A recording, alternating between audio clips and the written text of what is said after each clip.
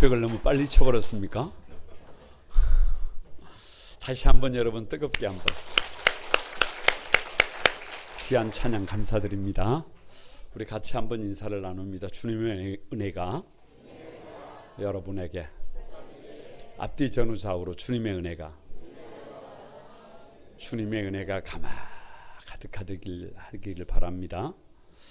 가만히 저를 한번 주목해 보시기 바랍니다. 자, 아직도 눈이 안 맞춰주고 있습니다.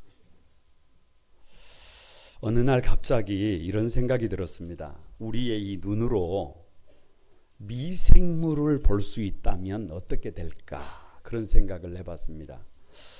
미생물이 환하게 보인다면 아마 정상적인 삶을 살기가 어려워질 것입니다. 왜냐하면 내가 무엇인가를 만지는 것마다, 내가 자리하는 곳마다 미생물들이 눈에 보이면 득실득실한데 어떻게 만질 수가 있어요? 음식을 먹으려고 하는데 음식에 미생물들이 막 움직이는 것을 보면 이걸 어떻게 먹습니까? 사람의 손을 만지려고 하는데 그 사람 손에 미생물이 막 이게 움직이고 있으면 어떻게 만질 수가 있어요? 그래서 만약에 우리의 눈이 그렇게 작은 미생물까지도 보게 된다면 인간은 아마 신경쇠약에 걸릴 것입니다. 아마 노이로제에 걸려서 정상적인 삶을 살지 못할 것입니다. 하나님은 확실한 것은 우리 눈을 작으면 보이지 않게 만들어놨어요. 근데 잘 몰라요. 너무 커도 보이지 않는다는 것을 우리가 인식을 해요? 못해요? 못해요. 커도 보이지 않습니다. 너무 어두우면 보인다, 보이지 않는다. 보이지 않는다. 반대로 너무 밝으면 보인다, 보이지 않는다. 보이지 않는다. 사실 망각하고 살아요. 하나님은 우리가 이 세상을 살아갈 때 가시광선에 제한되어서 볼 수 있는 은혜를 허락해 주셨어요. 왜냐? 우리를 위해서예요. 우리가 너무 작은 것을 보면, 우리가 너무 큰 것을 보면 우리의 삶에 문제가 생겨요. 아니. 여러분, 우리가 볼 수 있는, 봐야 하는 것을 하나님은 구별하신 줄로 믿습니다. 그렇기 때문에 다 같이 한번 눈에 보이는 것이 전부가 아니다. 꼭 기억해야 해요. 눈에 보이는 것이 전부가 아니에요. 천국과 지옥도 마찬가지입니다. 우리 눈에 저 하늘이, 저 천국이, 저 지옥이 실제 하는 것이 보인다고 한다면 이 세상에서의 우리의 삶은 상당히 문제가 될 거예요.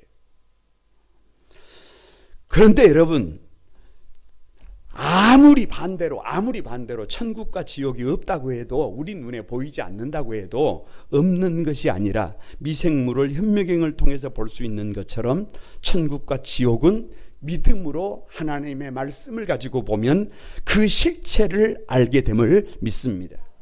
오늘 사도행전 강의 6번째인데요. 다 같이 한번 하늘에 오르시어 전능하신 아버지 하나님 우편에 앉아 계시다가, 그냥 줄여서 하나님 우편에 앉아 계심이에요. 우리 눈으로 볼 수 있는 영역이 아니에요. 여기 하늘은 단순히 스카이가 아니에요. 해분이에요. 해분.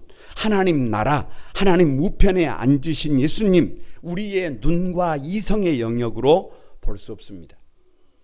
그러나 우리의 눈에 보이지 않는다고 없는 것이 아니라 믿음의 눈으로 볼 수 있어야 함을 믿습니다.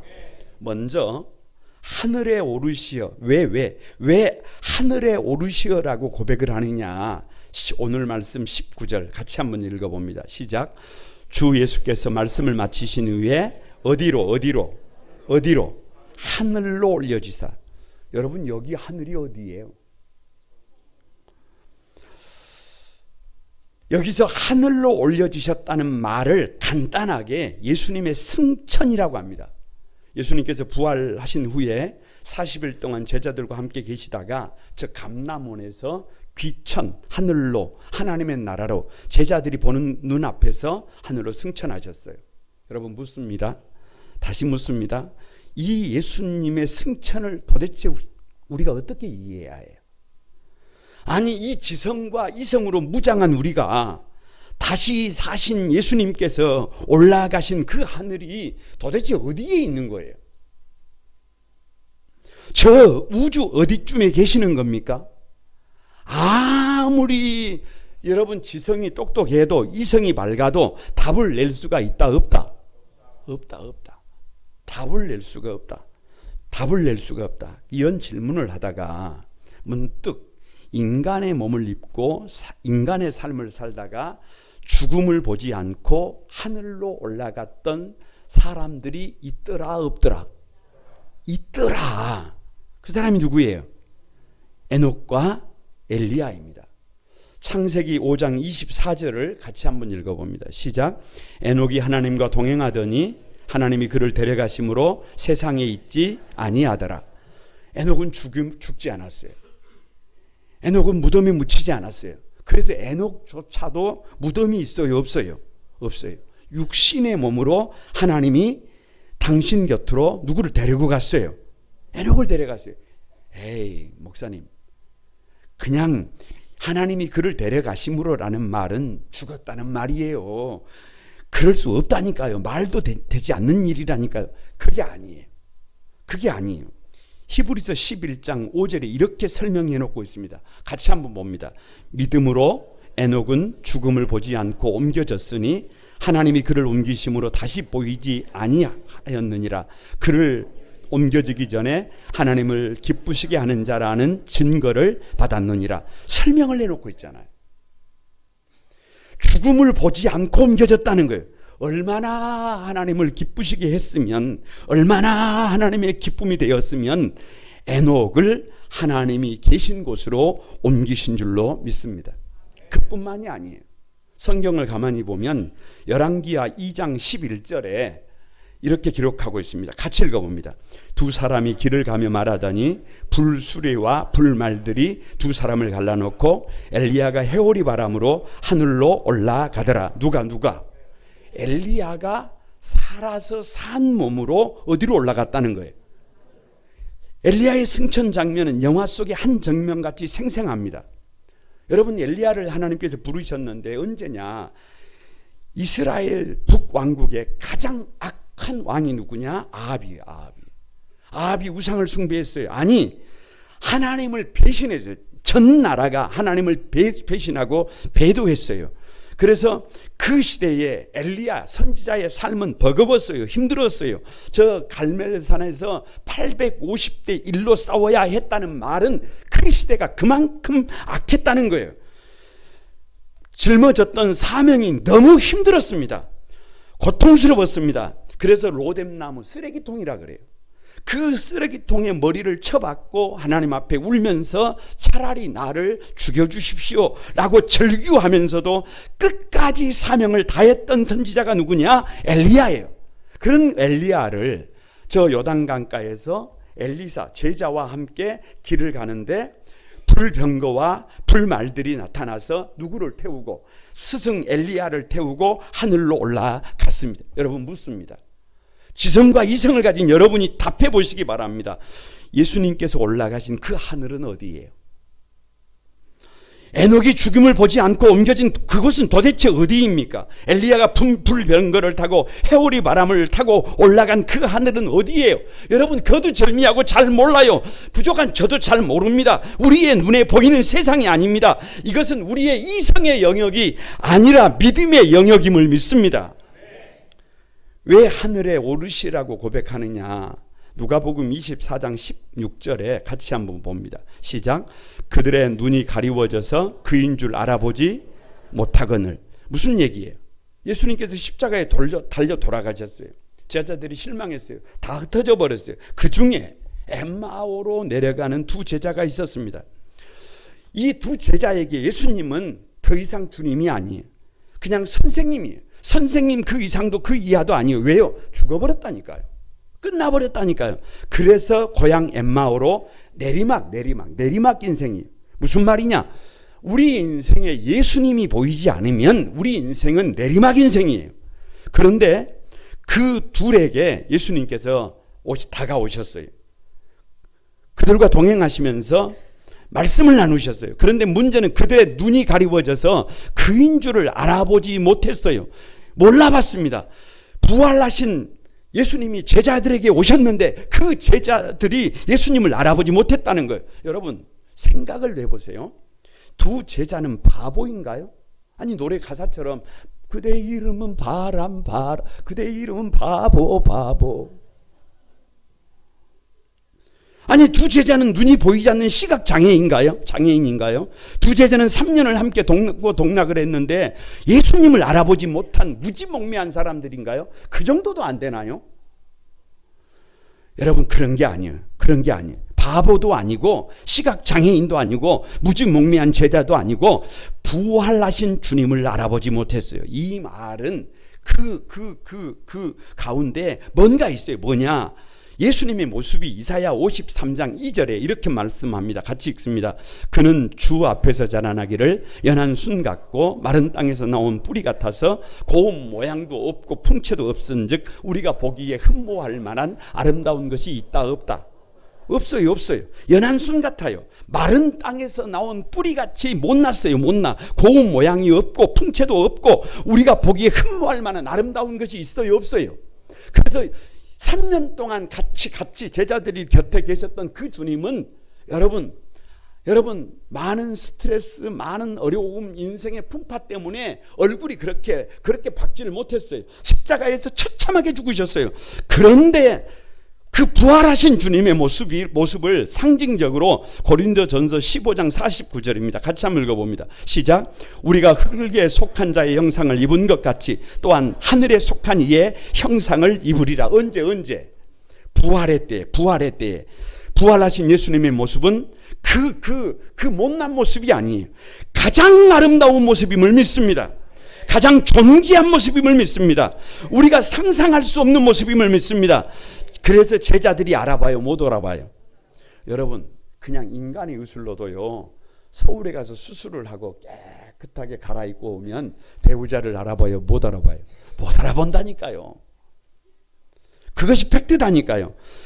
그래서 제자들조차도 부활하신 주님을 알아볼 수 없었어요. 3년간 함께 하시면서 보지 못했던 예수님의 모습은 빛나는 모습이셨어요. 아름다운 모습이셨어요. 완벽한 모습이셨어요. 재방송 들어갑니다. 아름다운 모습이셨어요. 빛나는 모습이셨어요. 완벽한 모습이셨어요. 이것을 부활체라고 합니다. 이 부활체의 모습은 장차 저와 여러분이 입게 될 모습이에요. 옆 사람을 한번 보세요. 지금 그 모습이 아니에요. 여러분 완벽한 모습이에요. 완벽한 모습이에요. 이 다음에 천국에 가면 우리가 서로를 몰라볼 수 있습니다. 여러분 그냥 기억해 보시기 바랍니다. 왜 하늘에 오르시오라고 고백하느냐? 요한복음 20장 26절입니다. 같이 읽습니다. 시작. 여드리를 지나서 제자들이 다시 집 안에 있을 때에 도마도 함께 있고 문들이 닫혔는데 예수께서 오사 가운데 서서 이르시되 너희에게 평강이 있을지어다 라고 합니다. 자 보세요. 문들이 닫혔어요? 열렸어요? 사람이 들어오려면 문이 어떻게 돼야 해요? 열려야 해요. 그런데 문이 닫혔는데 주님이 어떻게 하셨어요? 들어오셨어요. 여러분께 묻습니다.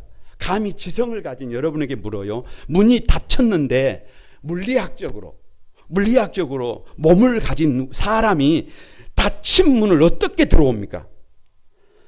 이건 불가능합니다. 우리의 시각으로는, 우리의 지성으로는, 우리의 이성으로는 말이 되지 않습니다. 그런데 분명한 것은 말이 되지 않는데 문이 닫혔는데 예수님께서 들어오셨어요.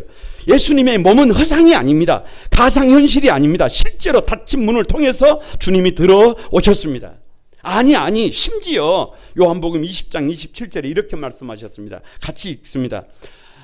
도마에게 이르시되 내 손가락을 이리 내밀어 내 손을 보고 내 손을 내밀어 내 옆구리에 넣어 보라. 그리하여 믿음 없는 자 되지 말고 믿는 자가 되라. 이게 무슨 말이에요? 십자가에 달리신 예수님의 육신이잖아요. 상흔이 난 손바닥이잖아요. 찔린 옆구리잖아요. 그 손바닥을 만져보고 그 창에 찔린 옆구리를 만져보고 믿음 없는 자가 되지 말고 믿는 자가 되라는 말은 예수님의 몸이 우리가 알고 있는 육신의 몸이지만 그 몸을 가지고도 닫힌 문을 어떻게 했다는 거예요? 들어오셨다는 거예요. 우리의 이성의 영역이 아니에요. 우리 지성의 영역이 아니에요. 결론이 뭐냐? 왜 하늘에 오르시라고 고백하느냐? 거두절미하고 다 같이 한번 천국이 존재한다 라고 하는 것입니다. 백문일답입니다. 그냥 정답은 천국이에요. 너무 쉽습니다. 한번 외쳐보시기 바랍니다. 우리의 눈으로 판단할 수 없는 것이 어디예요? 우리의 지성과 이성으로 판단할 수 없는 것이 어디예요? 하나님과 동행했던 에녹을 데려가신 곳이 어디예요? 악한 시대에 불의와 타협하지 않고 오직 믿음으로 사명을 다했던 엘리야가 불병거를 타고 불말들과 회오리 바람으로 끌어올려졌던 곳이 어디예요? 천국이에요. 약 20년 전에 금식 기도원에서 같이 기도를 하셨던 한 일주일 동안을 기도하셨던 목사님 한 분이 계셨어요. 같이 기도했어요.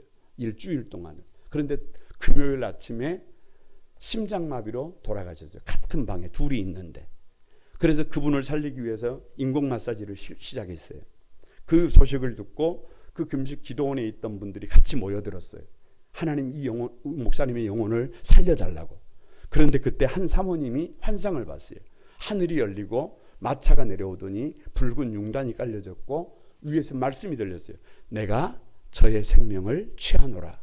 내가 저의 생명을 취하노라. 내가 저의 생명을 취하노라. 그 영혼이 어디에 간 거예요? 여러분 마찬가지입니다. 마찬가지예요. 계시록 21장 3절에서 4절에 하나님이 함께 계시리니 그들은 하나님의 백성이 되고 하나님은 친히 그들과 함께 계셔서 모든 눈물을 그 눈에서 닦아주시니 다시는 사망이 없고 애통하는 것이나 곡하는 것이나 아픈 것이 다시 있지 아니하는 그곳이 어디예요? 우리 성도들이 반드시 소망하고 또 소망해야 될 것이 어디예요? 우리 사랑하는 성도들이 이 땅만 바라보지 말고 반드시 바라보고 또 바라봐야 될 곳이 어디예요? 우리 가족들과 우리 모든 사랑하는 성도들이 반드시 가야 할 곳이 어디예요? 결혼하여 60년을 믿음으로 산 노부부가 있었어요. 나이가 들면서 건강에 문제가 생겼습니다. 그래서 할머니께서 할아버지 건강을 생각해서 밥은 현미로 바꾸고 그리고 반찬은 생식으로 바꿨어요. 힘들지만 어쩔 수 없어요. 왜? 방법이 없잖아요. 그런데도 불구하고 별 난리 생쇼를 다 했지만 그럼에도 불구하고 어디에 가셨다? 천국에 가셨다. 천국에 갔는데 천사가 나와서 안내를 하는데 큰 저택으로 인도를 했어요. 누구 집이라는 거예요? 아니 그 부부의 집이라는 거예요. 할렐루야. 그런데 다시 식당으로 안내를 하셨어요. 보지 못한 진수성찬이 가득 차려져 있는데 천사의 안내가 뭐냐? 아무리 많이 드셔도 살이 찌지 않습니다. 할렐루야. 그때 할아버지가 할머니를 보면서 무슨 눈으로 보는 거예요? 도끼 눈을 뜨고 하시는 말씀이 이 할망구 때문에 일찍 올 수 있었는데 10년이나 늦어졌다고. 여러분 이게 웃자고 하는 말씀이 아니에요. 이것은 사람이 지은 얘기예요. 사람이 지은 얘기. 사람이 지은 얘기. 그러나 이 이야기 속에는 이 땅만 바라보고 살면 뭐 한다는 거예요? 후회한다는 거예요. 분명한 메시지예요. 여러분 이 땅에 살면서도 어디를 바라봐야 한다는 거예요? 저 천국을 바라봐야 한다는 거예요. 우리의 눈이 아니라 우리의 지성과 이성을 넘어서 우리를 위하여 예비한 저 천국을 볼 수 있어야 된다는 분명한 신앙 고백이 오늘 여러분 하늘에 오르시어임을 믿습니다. 옆 사람을 한번 축복합니다. 우리 눈으로 보이는 세상이 전부가 아니다. 이 세상만 바라고 살면 된다. 안 된다 아닙니다. 하늘에서 저 천국을 염두에 두고 살아야 합니다. 할렐루야. 이것을 분명히 하는 신앙 고백임을 믿습니다. 두 번째로 다 같이 전능하신 아버지 하나님 우편에 앉아 계시다가 왜 전능하신 아버지 하나님 우편에 앉아 계시다라고 고백하느냐? 여러분 이 말씀은 예수님이 하늘 보좌 우편에서 지금 무슨 일을 하고 있는지를 가르쳐 주시는 말씀입니다. 다 같이 예수님께서 왕으로 우리를 통치하신다. 다스린다. 라는 고백이에요. 여러분, 주전 BC 852년 북이스라엘의 왕이 누구냐? 아합이에요. 이 아합 왕이 빼앗긴 길르앗 라몬을 공격하고 싶습니다. 그런데 힘이 역부족이에요.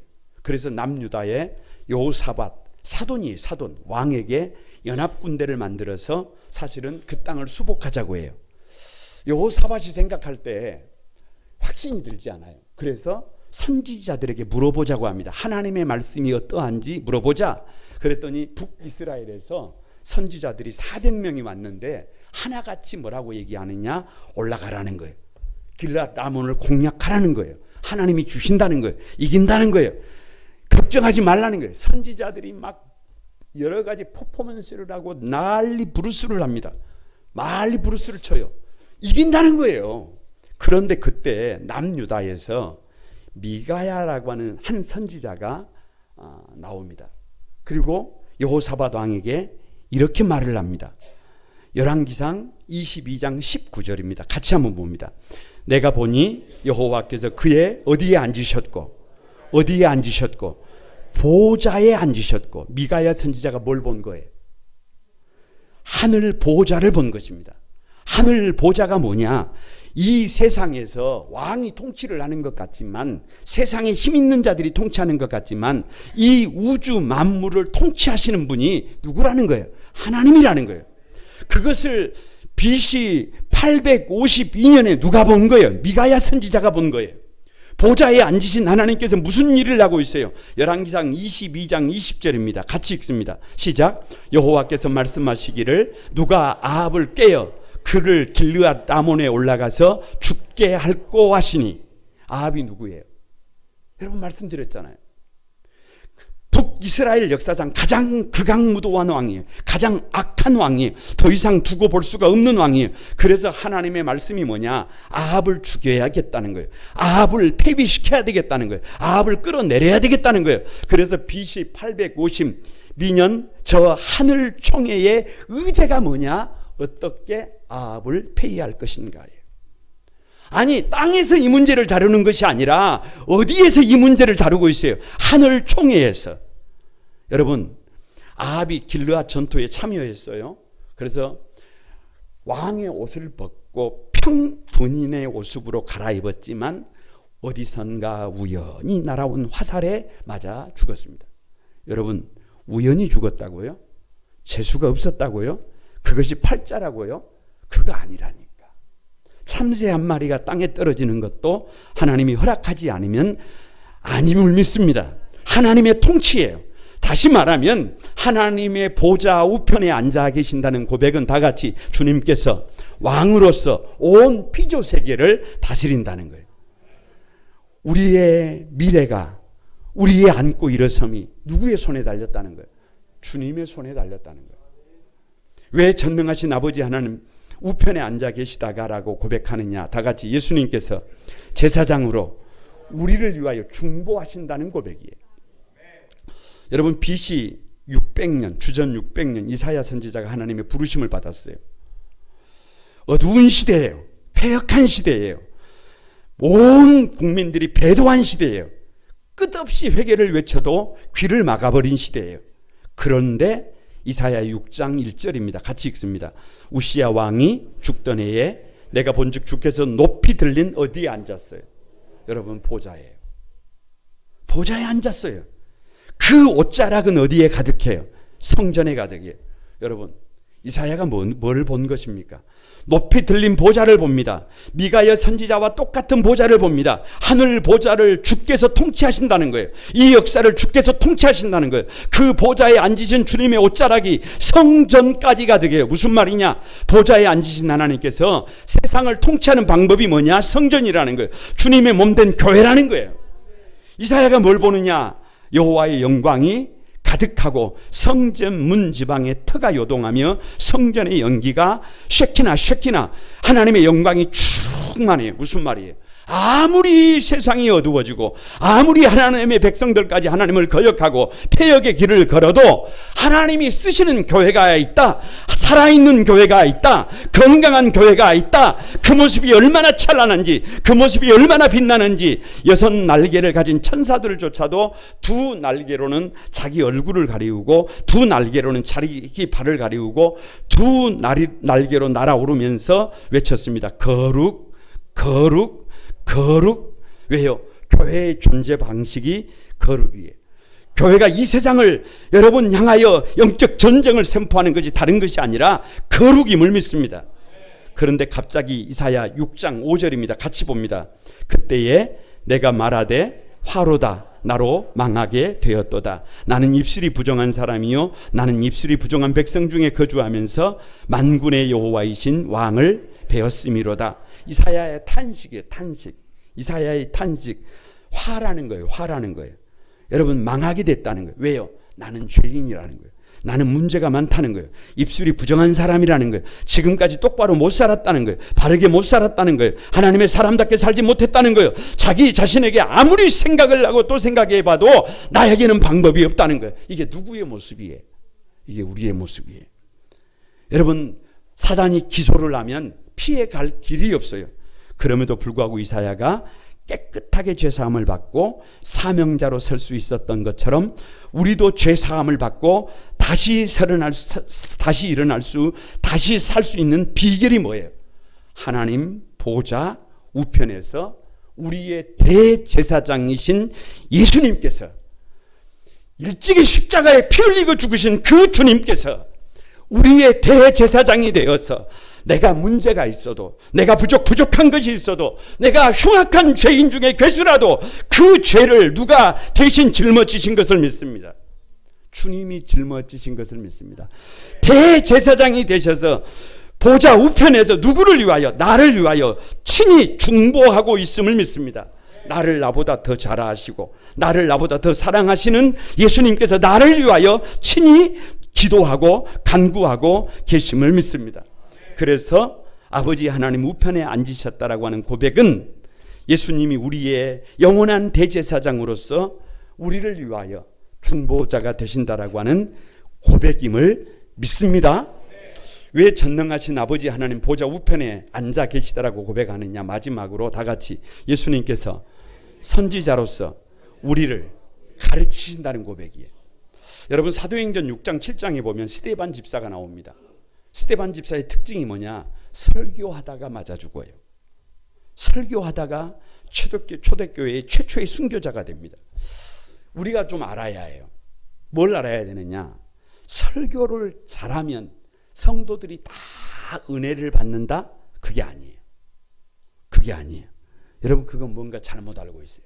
만약에 김춘길 목사가 설교를 바르게 하면, 설교가 끝나면 성도들 중에 찾아와서 누구 목사를 잡을 수도 있어요. 어떻게 그따위 설교를 하느냐고. 왜 그렇게 설교를 하느냐고. 왜요? 우리의 폐부를 찔렀어. 우리의 죄를 드러나게 하니까. 우리 인생을 여러분 선명하게 보게 하면 그 죄 앞에서 받아들일 수가 없어요. 그래서 스데반이 설교를 했을 때 여러분, 성령 충만한 그 설교를 듣고도, 믿음으로 선포하는 그 설교를 듣고도, 그 설교를 듣던 사람들이 큰 소리로 지르면서 귀를 막고 일제히 스데반에게 달려들어 성 밖으로 내치고 돌로 쳐서 죽여버렸어요. 이게 팩트예요. 이게 팩트. 피 흘리며 최초의 순교자가 됐어요. 그런데 이상한 것이 뭐냐? 죽으면서도 주여 주여 저들의 죄를 저들에게 돌리지 마옵소서. 웃습니다. 웃어. 미워하지 않아요. 원망하지 않아요. 불평하지 않아요. 책임을 전가하지 않아요. 저주하지 않아요. 왜요? 모르고 그랬다는 것입니다. 스데반은 과히 작은 예수님이셨습니다. 여러분, 묻습니다. 스데반이 돌에 맞아 죽으면서도 책임을 전가하지 않을 수 있었던 비결이 뭐예요? 웃을 수 있었던 비결이 뭐예요? 그렇게 순교를 당할 수 있었던 비결이 뭘까요? 사도행전 7장 55절입니다. 같이 봅니다. 스데반이 성령 충만하여 하늘을 우러러, 어디를 우러러? 하늘을 우러러 주목하여 하나님의 영광과 및 예수께서 하나님 어디에? 우편에 서신 것을 보았어요. 여러분, 미가야 선지자가 하나님의 보좌를 본 것처럼, 이사야 선지자가 하나님의 보좌, 그리고 그 보좌에 선 그분의 옷자락이 주님의 몸된 교회를 덮은 것을 본 것처럼 스데반도 본 것이 뭐예요? 여러분, 스데반은 하늘을 우러러봤어요. 땅만 보고 있는 게 아니에요. 문제만 바라보고 있는 것이 아니에요. 하늘을 바라보고 있어요. 이건 역설입니다. 이 세상에서는 돌에 맞아 죽어가고 있지만 스데반의 눈은 하늘 보좌를 바라보고 주님의 얼굴을 바라보고 있었던 줄로 믿습니다. 예수께서 하나님 우편에 서신 것을 보고, 왜요? 왜 그렇게 서 있는 거예요? 왜 그렇게 하나님 보좌 우편에 앉아 계시지 않고 앉아 계시던 그 주님께서 왜 하나님의 보좌 우편에 서 계시는 것입니까? 안타까운 거예요. 아파하시는 거예요. 손잡아주고 싶은 거예요. 아니, 도와주면 되지. 도와주실 수 있잖아요. 살펴주시면 되지. 얼마든지 살펴주실 수 있잖아요. 그런데 여러분, 스데반 같은 순교자가 필요합니다. 아벨 같은 순교자가 필요합니다. 손양원 목사님 같은 순교자가 필요합니다. 스데반의 눈에 일찍이 십자가에 달려 못 박혀 죽으신 어린 양 대신 예수님이 보입니다. 그래서 설교하다가 예배 드리다가 전도하다가 돌에 맞아 죽어갈 수 있는 것입니다. 아니, 저들의 눈물과 희생과 헌신으로 주님의 몸된 교회가 세워지고 하나님의 나라가 확장되는 것입니다. 주님의 몸된 교회는 공짜로 희생 없이 눈물 없이 한 영혼이 세워질 수 없습니다.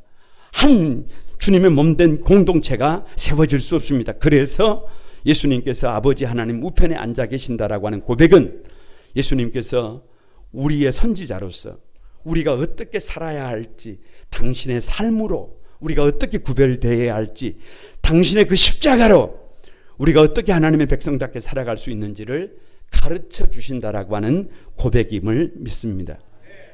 왜 전능하신 아버지 하나님 보좌 우편에 앉아 계시다라고 고백을 하느냐? 다시 본문 마가복음 16장 19절을 보면 주 예수께서 말씀을 마치신 후에 하늘로 올려지사 다 같이 하나님 우편에 앉으시니라. 정리를 해봅니다. 묻습니다. 예수님께서 어디에 앉아 계시는 것입니까? 하나님 우편에. 우리의 신앙 고백은 하나님께서 어디에 앉아 계시는 것이라고 고백합니까? 전능하신 아버지 하나님 우편에 앉아 계십니다. 예수께서 전능하신 하나님 우편에 앉아 계신다는 이 고백은 너무 중요해요. 너무 중요해요. 여러분, 정리하고 갑니다. 백문일답입니다. 정답은 예수님이에요. 뭐라고요? 정확하게 답하시기 바랍니다. 하나님 보좌 우편에서 이 세상 우주 만물을 통치하고 다스리는 분이 누구예요? 예수님이에요. 이걸 꼭 기억해야 해요. 하나님 보좌 우편에서 우리를 위하여 끝까지 중보하고 우리를 위하여 변호하시고 기도하시는 분이 누구예요? 예수님이에요. 분명히 했어요. 하나님 보좌 우편에서 성령님을 통하여 우리를 인도하고 하나님 나라에 도착할 그때까지 우리를 가르치시는 분이 누구예요? 예수님이. 예수님이 천국의 시민권이에요. 이유 없어요. 꼭 기억하시기 바랍니다. 저는 여러분 세상을 살아갈 때요, 이렇게 생각하고 살아갑니다. 인생 만사 심리전이다. 다 같이 한번 해봅니다. 인생 만사 심리전이다. 무슨 말이냐? 출애굽 1세대가 젖과 꿀이 흐르는 가나안 땅에 들어가지 못한 이유가 뭔 줄 압니까? 간단합니다. 두려움 때문입니다. 염려 때문입니다. 걱정 때문이에요. 절망의 습관 때문입니다. 원망의 습관 때문입니다. 링 위에 올라간 선수가 겁을 먹어버리면 그 시합은 더 이상 계속할 필요가 있다 없다? 여러분, 없어요. 더 이상 싸우면 안 돼요. 링에서 내려와야 합니다. 링에서 내려와야 해요. 마찬가지로 우리는 영적 전쟁 중입니다. 나의 삶을 세우는 것도, 그리고 한 영혼을 전도하는 것도, 우리 가정을 세우는 것도, 우리 삶을 세워가는 것도 민수기 1장을 보면 전쟁이에요. 쉽지 않습니다. 그런데 다시 묻습니다. 이 세상에서 우리의 생사를 주관하시는 분이 누구예요? 예수님이에요. 이 세상을 살아가는 우리의 앉고 일어섬을 아시고 우리의 마음 중심을 아시고 우리의 아픔과 눈물과 절망과 좌절을 아시는 분이 누구예요? 예수님이에요. 이 세상을 어떻게 살아가야 할지 성령님을 통해서 우리에게 친히 가르쳐 주시는 분이 누구예요? 아니 이 땅에서 천국을 누리게 하시는 분이 누구예요? 예수님이. 여러분, 그러면 답이 나왔어요. 무슨 답이냐? 도대체 무엇 때문에 두려워해야 합니까? 도대체 왜 절망해야 합니까? 왜 좌절해야 해요? 왜 원망과 불평으로 생활을 낭비해야 합니까? 다 같이 얼마든지 일어날 수 있어요. 얼마든지 승리할 수 있어요. 얼마든지 불가능을 가능하게 할 수 있어요. 왜요? 우리의 백그라운드는 세상의 힘과 권력이 아닙니다. 하늘 보좌 우편에 계신 우리 주님께서 통치하고 있어요. 중보하고 있어요. 가르치고 있어요.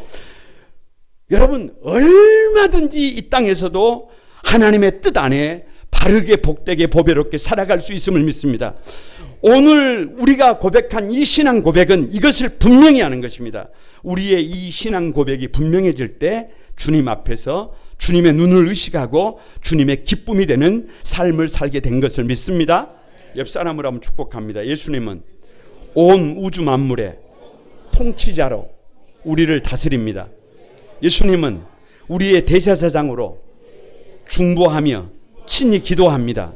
예수님은 우리의 선지자로서 친히 모범이 되어 가르치십니다. 바른 신앙 고백이 바른 삶을 살게 합니다. 여러분이 바른 신앙 고백을 통해서 주님 앞에 바르고 복되게 세워지는 우리 한소망의 모든 가족들이 되기를 주님의 이름으로 축복합니다. 우리 찬양하면서 기도하겠습니다. 우리 오늘 눈물로 한 알의 씨앗을 심는다. 이 찬양 같이 드립니다.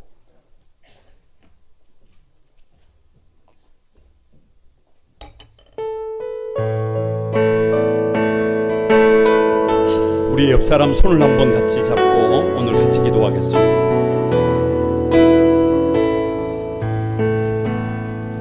우리 오늘 눈물로 하나의 씨앗을 심는다. 꿈을 꿈꿀 수 없어 무너진 가슴에 자신의 꿈 다시 고단하도록 우리 함께 땀을 흘려 만든다. 소망의 길을 만든다. 가는 길을 찾지 못했던 내일로 가는 길을 찾지 못했던 저를 노래하며 달려갈 그날에 우리 보리라. 그날에 우리 보리라. 새벽 이슬 같은 성을 일어나 뜨거운 가슴 사랑의 손으로 뜨거운 가슴 사랑의 손으로 치유하며 이 땅 치유하며 행진할 때 오래 황폐하였던 이 땅의 선한 순결한 꽃들 피어나고 그의 나무가 가득한 세상 우리 함께 보리라. 우리 오늘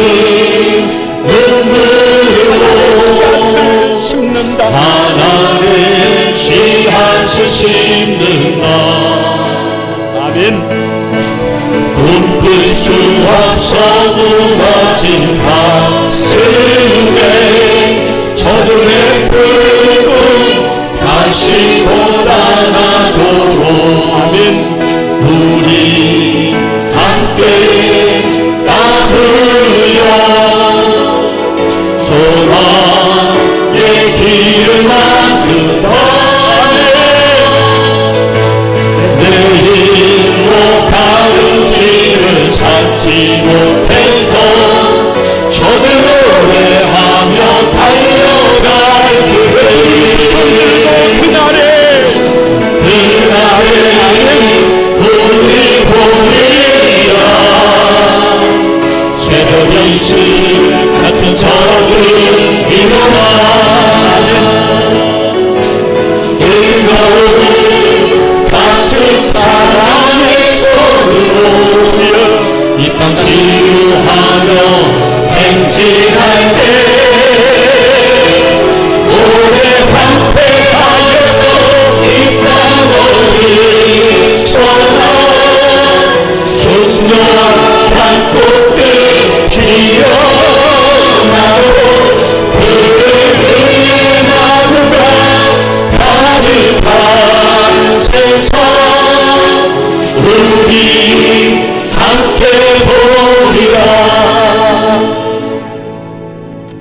여러분, 우리 같이 한번 기도하고 싶습니다. 분명합니다. 우리의 눈으로 볼 수 없는 영역이 있습니다. 우리가 아무리 지성이 밝아도, 이성이 밝아도 우리의 지성과 이성의 영역으로 볼 수 없는 영역이 있음을 고백해야 합니다. 하늘입니다. 하나님 나라입니다. 승천하신 예수님입니다. 하나님 보좌 우편에 앉으신 예수님입니다. 다 같이 한번 따라합니다. 주여, 더 이상 이 세상만 바라보지 않고 하늘 천국을 바라보고 살게 하소서. 주여, 더 이상 좌절하지 않겠습니다. 절망하지 않겠습니다. 천국의 시민권자로 살아가겠습니다. 힘을 주소서. 우리 다 같이 한번 주여 삼창하고 하나님 앞에 오늘 말씀을 생각하면서 주님 앞에 주여 삼창하며 기도하겠습니다. 다 같이 기도합니다. 주여,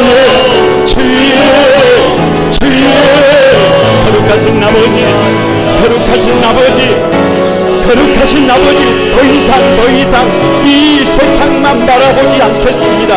더 이상 눈에 보이는 세상에 빠져 살지 않겠습니다. 저 천국 하나님의 나라, 아버지 예수님이 계신 곳, 아버지의 보좌에 앉으신 우리 주님을 바라보겠습니다. 더 이상 좌절하지 않겠습니다. 절망하지 않겠습니다. 흑점의식에 빠져서, 패배의식에 빠져서, 부정의식에 빠져서, 절망의식에 빠져서 어리석은 삶을 살지 않겠습니다. 주여, 우리의 영원한 백그라운드가 되시는 주님과 함께 그의 결박을 깨뜨리게 하여 주시고 어둠을 이기게 도와주시고 우리 성도들 한 사람 한 사람 어둠의 진국의 역사를 깨뜨리고 아버지 부활하신 주님, 하늘 보좌에 앉으신 그 주님과 함께 승리하게 하여 주소서. 힘으로도 안 되고 눈으로도 안 돼도 하나님의 신으로 가능하게 하시고 이 세상 속에서 아버지 하나님의 영광을 드러내는 믿음의 군사들이 되게 하여 주시옵소서. 역사에 주옵소서. 한 번 더 기도하도록 하겠습니다. 우리 교회는 3월 31일 한 영혼 초청 주일로 지킵니다. 아직도 많은 영혼들이 하나님 나라를 모릅니다. 예수님을 모릅니다. 천국을 모릅니다. 다 같이 한번 따라합니다. 전도는 가장 큰 사랑입니다.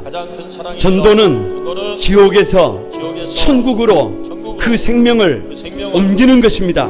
다 같이 한번 고백합니다. 주여, 내게도 한 영혼 주소서. 주여, 나에게도 한 영혼 붙여주소서. 그 영혼을 살리고 싶습니다. 눈 열어서 그 영혼을 보게 해달라고, 한 영혼을 전도할 수 있도록 해달라고 우리 다 같이 한번 주여 삼창하고 한 번 더 합심해서 기도합니다. 다 같이 기도합니다. 주여, 거룩하신 아버지 하나님, 아버지 2023년 아버지 3월 한 달 아버지 최선을 다하고 싶습니다. 아직도 믿지 않는 영혼들, 아직도 천국을 모르는 영혼들, 아직도 예수님을 모르는 영혼들, 아버지 그들에게 전도보다 더 큰 사랑은 없습니다. 전도는 지옥에서 그 생명을 천국으로 옮기는 일입니다. 아버지 한 영혼에게 붙여주소서. 아버지 바나바에게 바울을 붙여주셨던 것처럼 나를 꼭 닮은 한 영혼 붙여주셔서 하나님 천국에서 잔치가 배설되게 하시고 하나님의 영광이 가득하도록 도와주시옵소서. 역사에 주시옵소서. 거룩하신 주님, 주님의 은혜와 사랑을 감사드립니다. 더 이상 이 세상만 바라보지 않겠습니다. 이 세상에 뿌리를 내리고 살지만 아버지 우리의 눈은 천국을 바라보고 하나님의 보좌 우편에 서신 주님에게 맞추고 살겠습니다. 미가야가 그렇게 살았던 것처럼, 이사야 선지자가 그렇게 살았던 것처럼, 하나님 아버지 스데반 집사가 그렇게 살았던 것처럼 우리도 그렇게 살게 하여 주옵소서. 우리의 바른 신앙 고백이 흉하게 결박을 풀게 될 것을 믿습니다. 바른 신앙 고백이 우리의 삶을 건강하게 세워갈 것을 믿습니다. 3월 한 달 동안 온 교회가 교회로서, 성도로서 아버지 주님의 그 명령 앞에 최선을 다해보고 싶습니다. 이번 한 주간 작정을 하고 다음 주부터 거침없이 아버지 하나님 진의 장기 결석자들을, 또 사랑하는 아직 주님을 알지 못하는 가족들을, 아버지 주님의 몸된 교회를 나가지 않는 우리 이웃들을, 아버지 구원받아야 할 그 영혼들을 주께로 돌리는 일에 쓰임 받게 되기를 소망합니다. 주여 역사해 주시고 우리 성도들 한 사람 한 사람의 삶이 전도가 가능한 삶이 되도록 축복해 주옵소서. 우리는 주님을 위하여 일하고 주님은 우리를 위하여 일하는 이 은혜와 능력의 삶의 주인공들이 되게 해 주옵소서. 예수님의 이름으로 기도드리옵나이다. 아멘. 546장 찬양입니다.